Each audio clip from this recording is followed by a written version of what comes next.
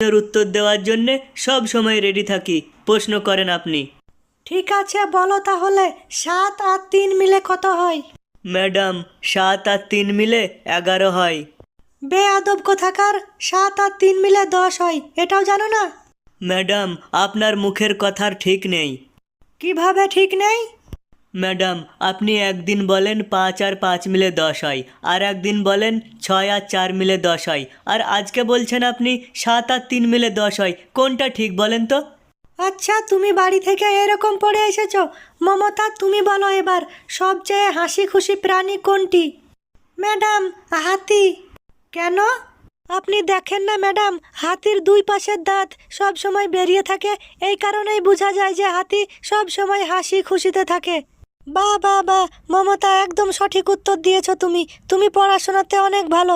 আচ্ছা হাসিনা, এবার তুমি বলো চোর সম্পর্কে